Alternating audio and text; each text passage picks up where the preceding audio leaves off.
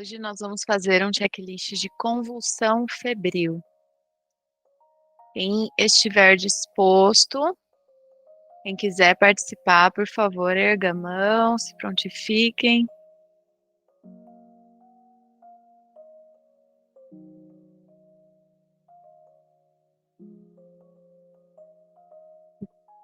Enquanto isso, eu queria falar um pouco com vocês sobre um checklist de pediatria.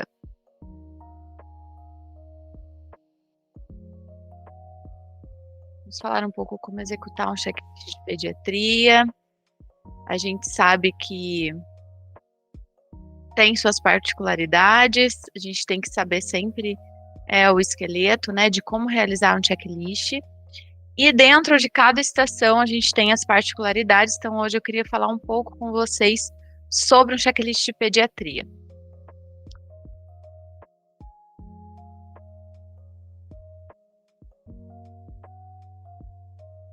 Muito bem, então. Vamos iniciar. Enquanto isso, se alguém se prontificar, ergam a mão que a gente faz o checklist de convulsão febril em seguida.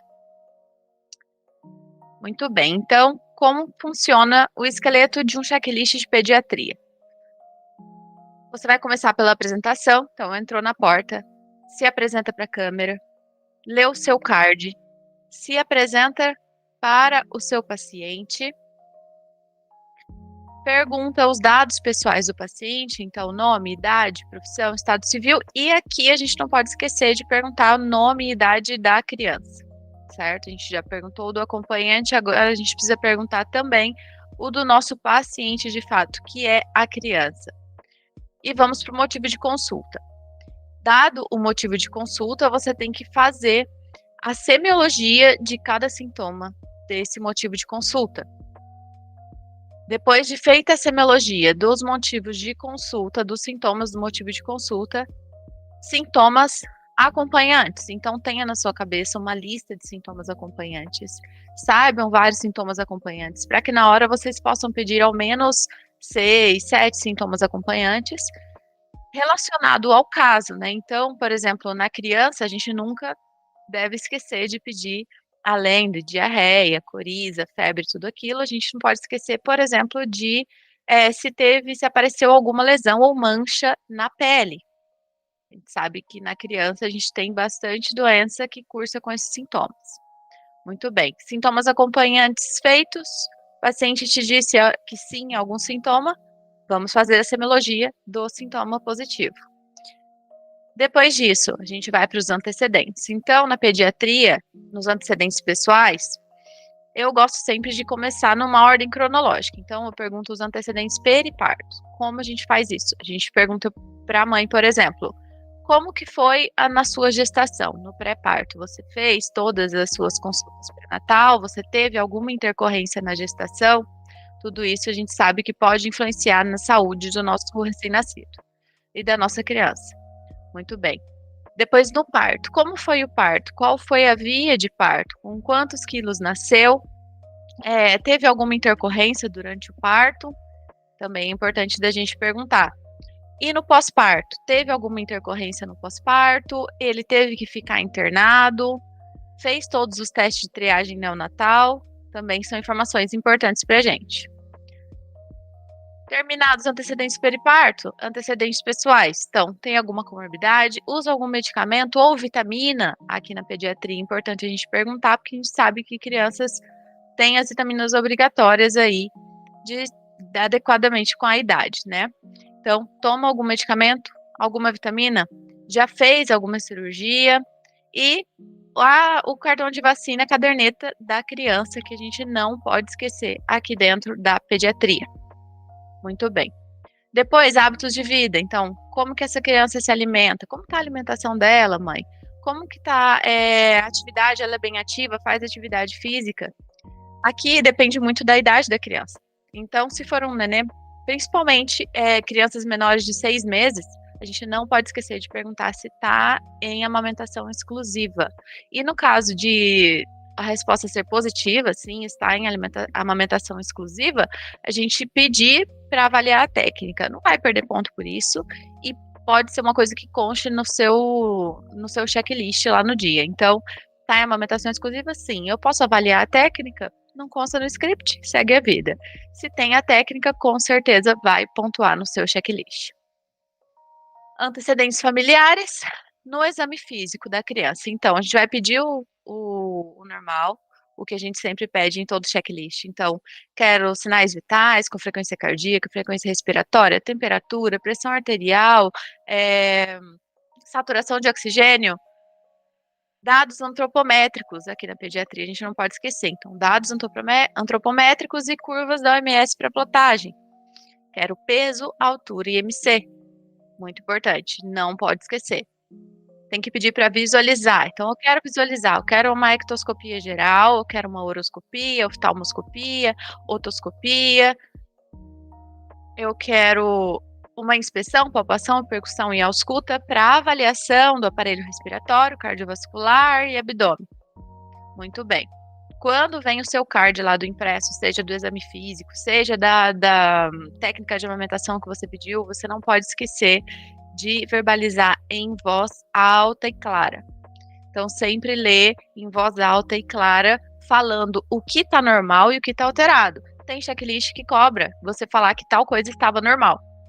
E tem checklist que cobra você falar que tal coisa estava alterada. Alterado sempre vai cobrar. E a gente não pode perder ponto, não pode correr esse risco de não verbalizar o que também está normal. Então, verbalize tudo que está normal e também o que está alterado. E depois pedir os exames necessários para o diagnóstico. Então, faz parte de dar o diagnóstico, pedir os exames necessários para o diagnóstico, e você não pode esquecer de pedir esses exames com nome e sobrenome. Então, se está desconfiando de uma pneumonia, por exemplo, se é o caso de fazer uma radiografia, você vai pedir, solicito radiografia de tórax AP, por exemplo. Né? Então, você tem que dar o nome e sobrenome. Uma ultrassonografia de abdômen total. Você tem que dizer nome e sobrenome. Não pontua no INEP. Você pedir apenas o exame. Eles não aceitam se estiver no seu checklist o exame com nome e sobrenome. Eles não aceitam, não vão te pontuar se você dizer só o primeiro nome do exame. Muito bem. Depois disso, o diagnóstico. Você tem que dizer o diagnóstico para o acompanhante, o paciente, e explicar o diagnóstico, né? O INEP vem trazendo essa questão de explicar o diagnóstico para o paciente. Por exemplo, nessa questão, na última prova, caiu, por exemplo, a estenose hipertrófica do píloro. E você tinha que dizer o que significava isso, explicar o diagnóstico para a mãe. E eles podem trazer isso nos próximos checklists. Acho que eles trarão, porque é importante também na vida prática a gente explicar para o paciente, principalmente porque tem doenças que levam nomes difíceis mesmo de serem entendidos por pessoas que não estão dentro da área da saúde. Então, tem que lembrar de explicar o diagnóstico. Depois do diagnóstico, você vai dar a sua conduta, ou seja, vai internar, não vai internar, vai dar o tratamento, vai falar sobre o segmento, aqui nunca perde ponto de indicar o segmento longitudinal na UBS, ainda que você não esteja na UBS, é importante. Vai dizer os fatores de riscos e complicações dessa doença, principalmente se constar no seu card, eles têm trazido também como tarefa no card, especificado inclusive número, por exemplo, 3 fatores de risco, 2 complicações, então a gente tem que ter pelo menos um número de fatores de risco e complicações já na cabeça. Perguntar se tem dúvidas e gabaritar a sua estação de pediatria.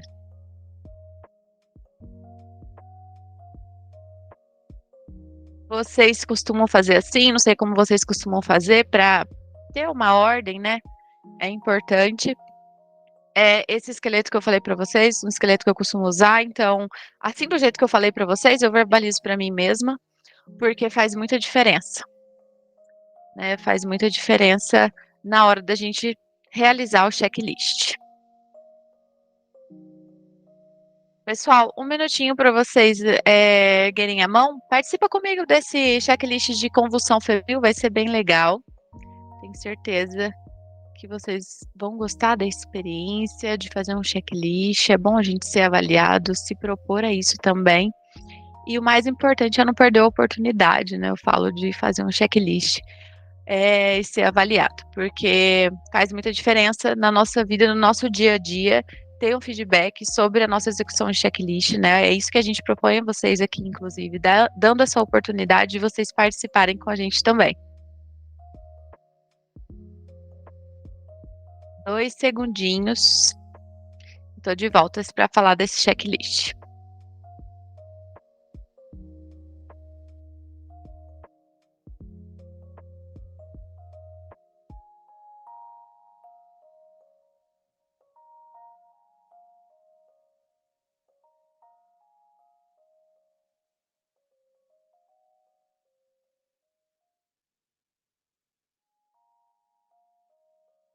Bom, pessoal, então vamos falar um pouquinho aqui desse checklist de convulsão febril. E depois, se vocês tiverem alguma dúvida teórica também sobre o tema, de repente, né? Eu sempre digo que é a melhor forma de estudar, então você faz o checklist e se ficou alguma dúvida da teoria, então, sobre o tema de convulsão febril, você tem que dar uma revisada nesse tema, né? Essa é a melhor forma de estudar aí para a segunda fase. Então, se vocês tiverem alguma dúvida, quanto à convulsão febril, posso ajudar também, posso falar um pouquinho para vocês de como deve cair esse tema na sua prova, né? Do que o avaliador pode pedir na prova prática dentro do tema de convulsão febril.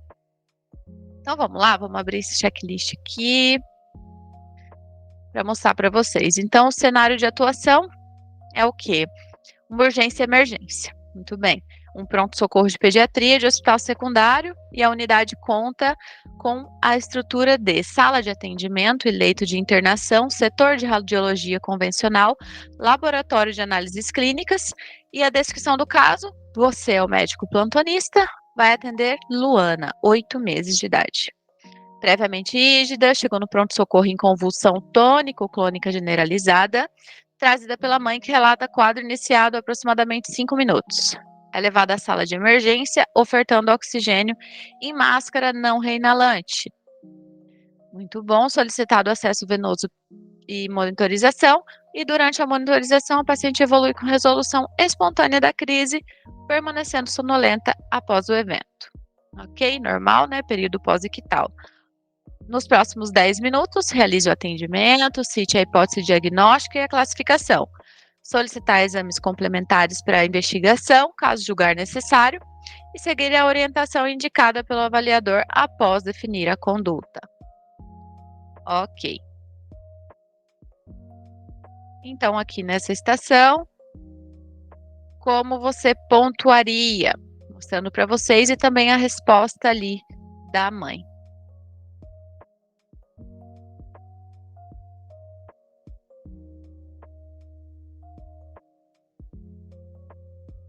Então, aqui no checklist, apresentou-se, perguntou os dados da mãe da paciente, né? Então, todo checklist vem com isso, a gente não pode esquecer de se apresentar, perguntar os dados pessoais para pontuar. Questionou o tempo de início de sintomas, então, uma coisa que você tem que fazer, né? Durante uma crise convulsiva, você tem que perguntar quando começou, o quanto durou, foi só uma, teve mais de uma em 24 horas, qual foi a coloração da pele, saber se a criança chegou a ficar cianótica ou não, e como se comportou durante a crise. Ou seja, você tem que saber se é uma crise tônico-clônica generalizada. E você pode usar de linguagem fácil para perguntar isso para a mãe. Então, como que foi durante a crise? Ela se debateu, se debateu no corpo inteiro? Foi só um membro? Isso faz diferença também no nosso diagnóstico entre crise febril simples, né, ou convulsão febril simples e complexa. Tem que perguntar.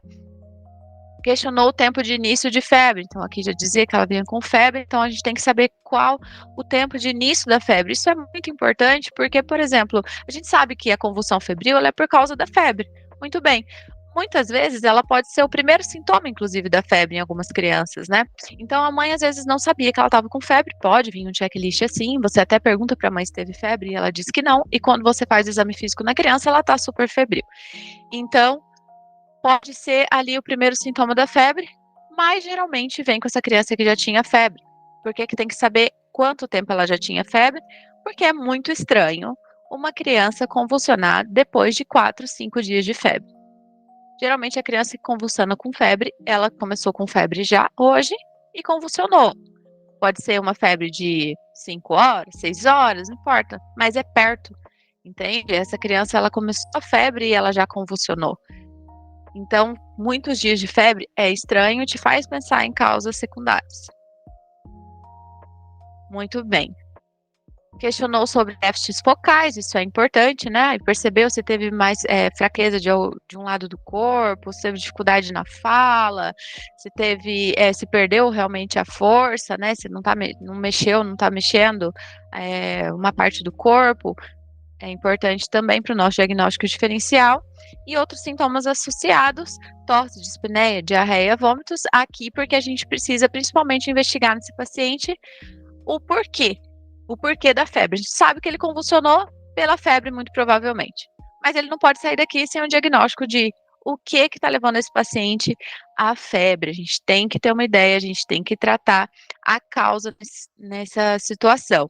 Investigou sobre o uso de algum medicamento prévio, importante também, principalmente por causa de antibiótico, uma coisa que a gente tem que perguntar, depois eu vou falar para vocês um pouquinho sobre isso. Investigou história prévia de convulsões. Então, é importante também saber se a criança costuma convulsionar quando tem febre e saber se ela já teve crises convulsivas sem febre, porque daí já preocupa um pouco mais e a gente já pode começar a pensar fora da caixinha de convulsão febril. Se essa criança costuma convulsionar mesmo sem febre, a gente já teria um olhar mais direcionado a uma epilepsia, por exemplo, ou alguma sequela.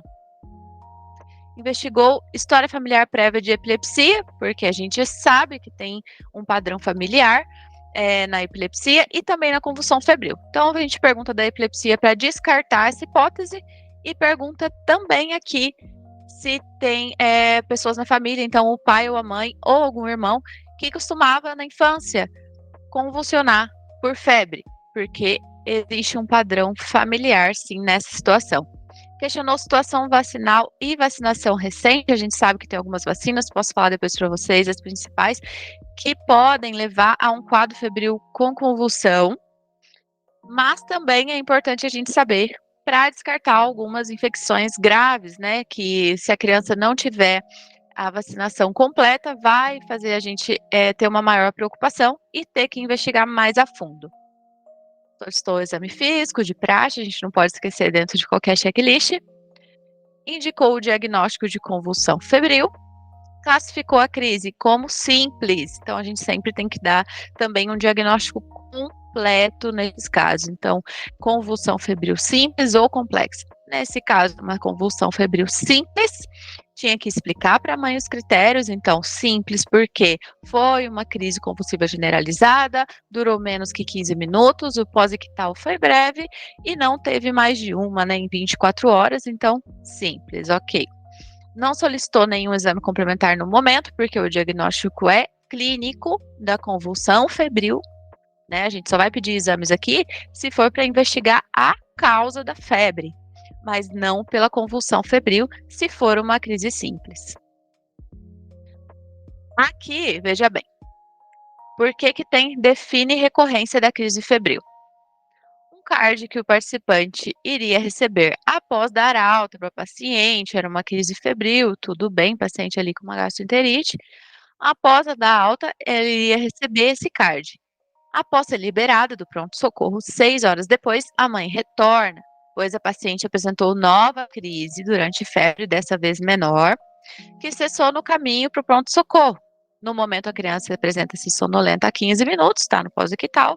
Como você define a crise febril nesse momento e quais suas condutas? Bom, a partir do momento que teve uma recorrência, em menos de 24 horas, então você define a recorrência da crise febril ou da convulsão febril, mesma coisa, tá, gente? Convulsão febril ou crise febril. E considera como crise complexa, então agora você tem um outro diagnóstico, crise febril ou convulsão febril complexa.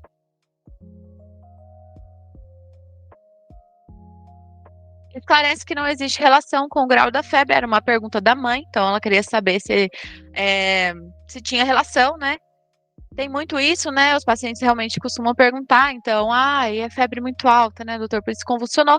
Mas não existe uma relação com a temperatura em si da febre. Era isso que você tinha que responder para a mãe. Não existe relação com o grau máximo de febre ou com velocidade de ascensão da temperatura. E esclarece que existe maior risco de evolução para a epilepsia do que em crianças sem crise febril. Também era uma pergunta para a mãe, se a filha dela tinha maior risco de ter epilepsia no futuro. E a gente sabe que sim, tem um maior risco, não é um grande risco, mas é maior do que crianças que não convulsionam por febre. Muito bem. Então, quero falar um pouco com vocês. Vou aproveitar e dizer um pouco para vocês sobre crise febril. O que pode cair na sua estação? Muito bem. Então, gente, vocês têm que lembrar que a convulsão febril, o que é? Vocês têm que ter na cabeça o que ela é, a definição da convulsão febril. Ela é uma convulsão associada à febre na ausência de infecção do sistema nervoso central. Então, uma convulsão, por mais que tenha febre, e uma meningite, não é uma convulsão febril. Tudo bem. Não é considerada epilepsia. Qual o pico de idade, ou melhor, o máximo da idade que a gente pode considerar que essa criança convulsionou por febre? Aqui tem um pouco de divergência na literatura, mas né, vai variar um pouco, mas é de 5 a 6 anos. Então, uma defende 5, outra defende 6, então de 5 a 6 anos até aí a criança pode convulsionar por febre. Ok.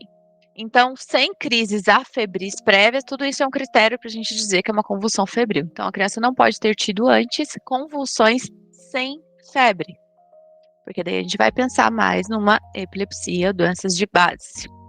Sem anormalidade metabólica, por exemplo, uma hipoglicemia, então, ainda que com febre e convulsão, se a criança tiver uma hipoglicemia, a gente não pode confirmar que foi uma crise febril. E sem infecção do sistema nervoso central concomitante, já tinha dito, né? Inclusive sobre a meningite. É um quadro benigno que tem um padrão familiar, então vai pedir no seu checklist para perguntar sobre um padrão familiar, se os pais ou irmãos costumavam convulsionar por febre na infância.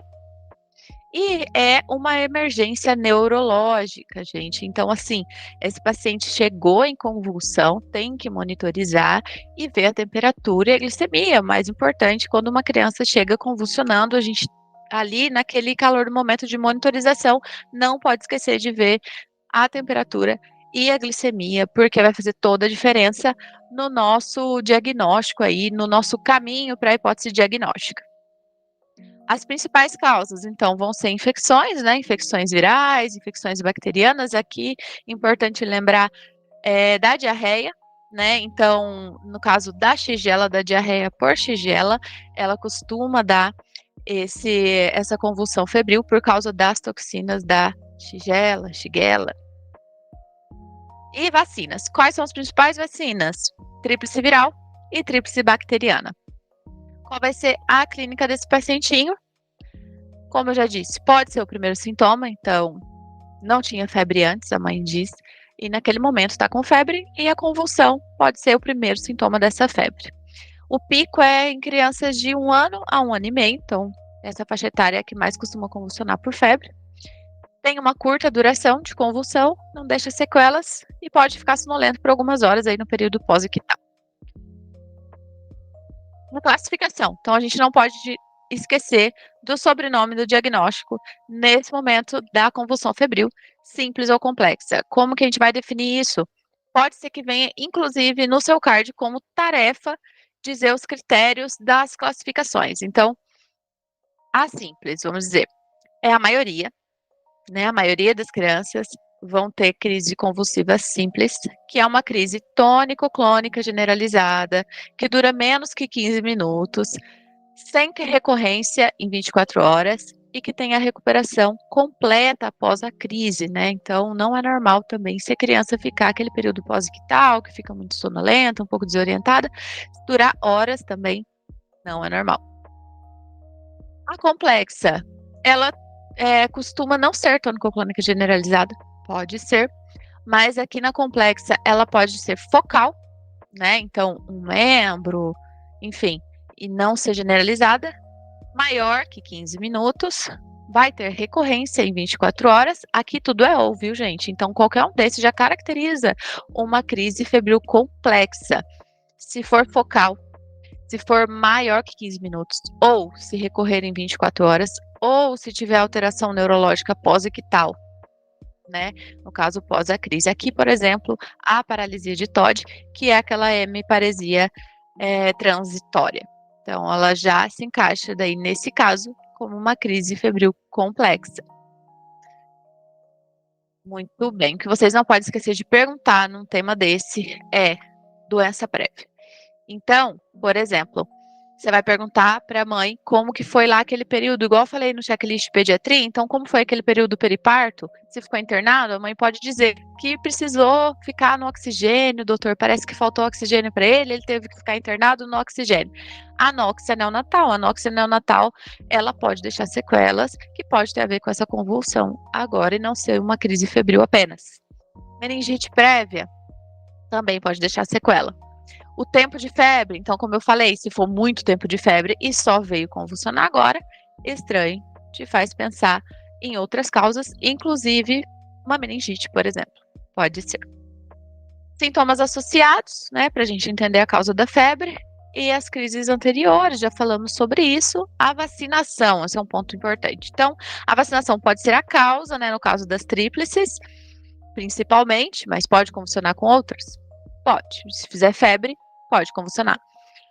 E também se vemos que tem vacinas desatualizadas, né? E nesse caso, a gente vai ter que colher o líquor, e eu já vou chegar ali, onde vai falar para vocês os critérios para pedir o líquor nos casos de convulsão. E se está tomando antibiótico, porque pode mascarar ali uma meningite. Muito bem. Exames para convulsão, se for simples, não necessita. Vai pedir realmente só direcionado para a causa. Então, se você está suspeitando que essa febre é por uma pneumonia, você vai pedir uma radiografia de tórax. Se está pensando em uma ito, você vai pedir um exame de urina e assim por diante. Então, punção lombar. Quais são os casos selecionados que você vai pedir a avaliação do líquor em menores de 6 meses? Por quê? Porque pode ser uma meningite sem clínica. É muito difícil num bebezinho de 6 meses você fazer ali os testes de rigidez de nuca e toda essa parte clínica que ajuda a gente a olhar mais para uma meningite. Vai ser muito difícil numa criança menor de 6 meses. Então, convulsionou, pede coleta de líquor. Imunização incompleta em menores de 12 meses. Então, se a criança já tem 1 aninho, você viu que tem vacinação incompleta na caderneta de vacinas, você também vai pedir o líquor. Criança em uso de antibiótico. Por quê? Então, muito importante, na hora do medicamento, você perguntar, tem usado antibiótico, ser específico. Porque o antibiótico, ele pode mascarar a clínica da meningite. Então, a gente tem que fazer esse diagnóstico diferencial, principalmente se você for aquela criança que já tem tido febre há muitos dias, só convulsionou agora, estava em uso de antibiótico, então já traz para a gente um olhar bem diferente fora da convulsão febril. E o tratamento depende, né? A maioria chega para a gente já sem convulsionar, né? Então a mãe trouxe porque estava convulsionando, mas até chegar no hospital já parou de convulsionar. Então o que a gente faz é investigar a causa, tratar a causa e o antitérmico, né? Para fazer o controle de temperatura desse paciente. Agora, se chegou na fase aguda, então essa criança chegou convulsionando, você vai encaminhar para a sala vermelha, você vai monitorizar essa paciente, oxigênio nela se necessário, né? Vai dar um antitérmico endovenoso, depois que já viu a temperatura, já viu a glicemia, a criança está febril, antitérmico endovenoso, benzodiazepínico. Aqui no benzodiazepínico, a gente pode usar tanto diazepam quanto midazolam, né? De preferência EV. E depois disso não melhorou, a gente pode tentar até 3 vezes o benzodiazepínico. Não melhorou depois de 3 vezes o do benzodiazepínico, acho muito difícil cair isso na sua prova, tá? Porque se chegou até aí, começa a desconfiar que não é convulsão febril. Porém, para vocês saberem, Depois dos benzodiazepínicos, vem a fenitoína e depois o fenobarbital. Mas se chegou até aí, desconfie que não seja uma convulsão febril apenas. Muito bem. Depois disso, você vai fazer a orientação aos pais, cuidadores, né? Explicar que é um quadro benigno, que pode acontecer outras vezes, que tem que controlar a temperatura, para voltar, se estiver pior, se convulsionar de novo, vai fazer tudo aquilo que a gente sabe que tem que fazer de orientação ali para os cuidadores. E, muito bem, se vier uma pergunta, por exemplo, do chefe de sala ou da própria mãe, vai ter que internar o doutor não vai ter que internar ele? Pela convulsão, se você diagnosticou uma convulsão febril simples, você não precisa internar o paciente. Você só vai internar se for pelo diagnóstico da causa em si. Então, atenção. Pode acontecer de ter que internar? Pode, mas não pela convulsão, pela causa. Por exemplo, pneumonia. Então, se for uma pneumonia grave, por exemplo, e daí você tem que saber e lembrar dos critérios de pneumonia, aí sim você pode internar. Tem critério de internação por essa pneumonia, a gente vai internar. Tem critério de internação por essa ito, a gente vai internar, mas pela convulsão, não. Se for febril simples, tudo bem. No caso da febril complexa, merece investigação. Muito bem. Alguma dúvida, pessoal? Quanto à realização de checklist, quanto a esse tema?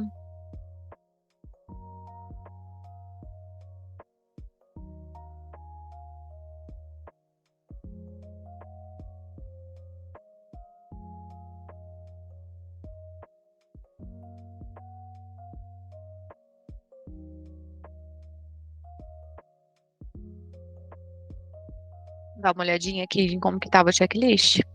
Olha, a mãe se chama Mariana, tem 32 anos, a filha é a Luana, de 8 meses.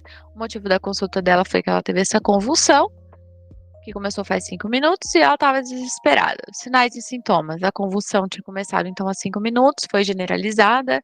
A mãe vai referir que essa paciente iniciou febre faz 24 horas, ok? Outros sintomas. Então, ela teve diarreia e vômito há 2 dias, com 4 a 5 vômitos por dia, mas não alterou a diurese. Boa aceitação de líquido, só não está aceitando sólido. Antecedente pessoal? Nada, né? Dúvidas? Então, se o candidato perguntasse se existe dúvidas, ela perguntaria: isso pode acontecer de novo, doutor? A sua resposta aqui tem que ser sim, ela pode convulsionar outra vez por causa de febre. Se ela convulsionar outra vez por causa de febre, você pode trazer ela aqui novamente, tá? Mas você tem que informar a paciente que sim, isso pode acontecer. Essa crise tem relação com o grau de febre? Não, não tem nenhuma relação com o grau de febre. Ela pode convulsionar com 37,7, ela pode convulsionar com 38, com 39 ou com 40 graus. Muito bem. Minha filha tem risco de epilepsia? Aumenta o risco em crianças que convulsionam por febre, se comparado a crianças que não convulsionam por febre.